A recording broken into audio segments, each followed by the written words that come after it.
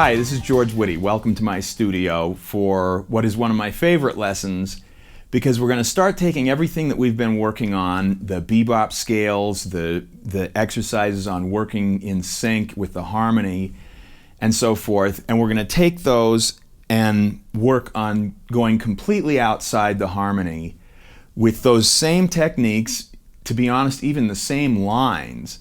But I'm going to show you how I think about it when I'm in and out of the harmony. It's pretty simple. And as a way of illustrating where we're going with this, I'm going to play, I've got my C minor funk groove here, which is available as a download for you to practice on. And I'm just going to work out on it. And what I'm going to do is kind of every few bars, I'm going to start superimposing a different tonality. And I'm going to go through all 12 keys. So the first thing I'm going to do is play something in C minor. We'll hear a lot of C minor pentatonic in there. Then I'm going to go up to C sharp minor and I'm going to play, then D minor and play E flat minor all the way up. And you can get a listen to what we're working on here. On the screen you'll see what I'm superimposing as I go. And we'll do like that. After we do that, we're going to start looking at the process of how do you get at that? How do you superimpose a different tonality on there to take it way out and then bring it back in a great way? So first, let's just listen. I'm going to kind of wind out here on my C minor funk jam and go to all 12 different keys.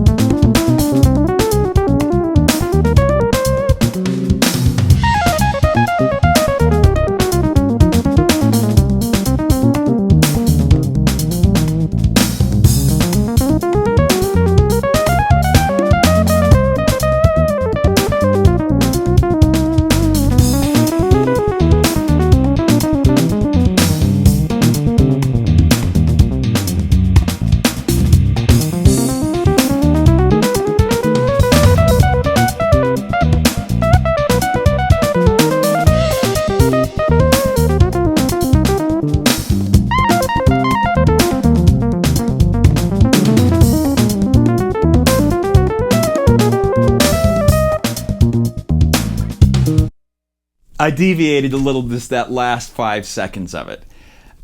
What that was all 12 different keys superimposed onto C minor. And what I'm doing there, it's fairly simple. I am substituting a 5-1. And most of the time, the 5-1 that I'm substituting is just a dominant altered chord. So, for example, let's have a look here. On C minor, what to get to C sharp minor, for example, the C sharp minor pentatonic scale that I started out substituting there, I am thinking of as something that I'm playing on a B flat 7 altered. Let's look at a line. There's our harmony.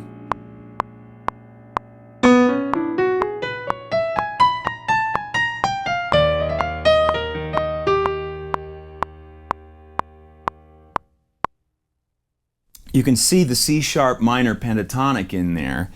And now if we put it over a C minor tonality,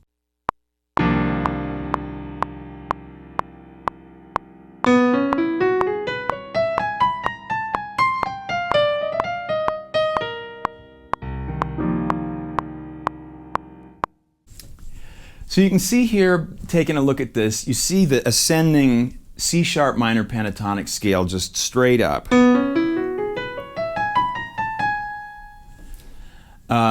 And that's a nice sound here over the B flat 7 altered. But it's also a nice sound mentally if I'm playing that 5-1 over here. You can see that it works great on there as well. There's our C minor 7th chord. Same exact line, but we've taken it all the way out from playing. We're going out to visit this.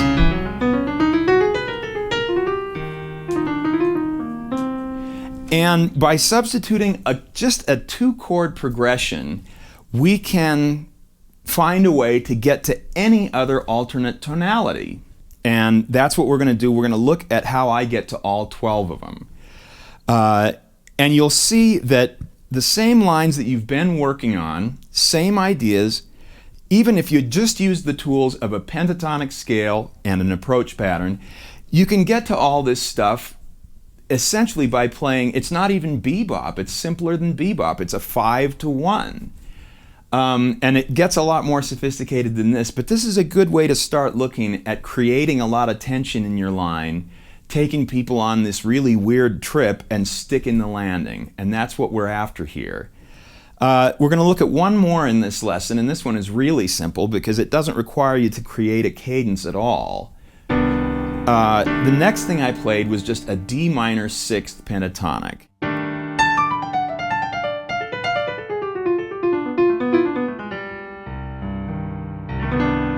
And that gives you the sound of a C minor major 7, which is a nice place to go. And I just kind of played some stuff. You know, you could also throw in there anything like the G 7th bebop scale, the 8-note scale with the E flat in it.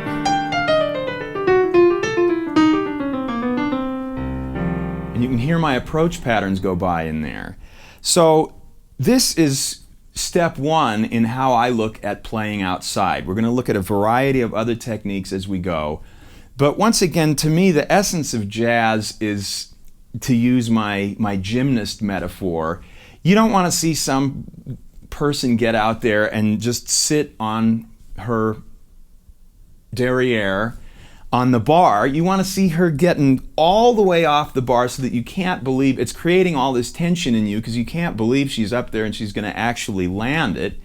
And then she lands it. The further off the bar she is and the more she's doing up in the air, the more thrilling it is when she brings it back in and then goes on to the next one. And that's what the idea is behind this sort of taking it out. So we're going to explore probably 3 different keys at a time as we go with these lessons. That's the first one. Try experimenting with that. Put up the C minor 7 funk groove or the C minor 7 Latin groove. They're fun to play with. See if you can get on the slowest tempo of these, if you can get some of your bebop lines to work, some of your stuff over B flat 7 to E flat major 7. And I will see you for the next one.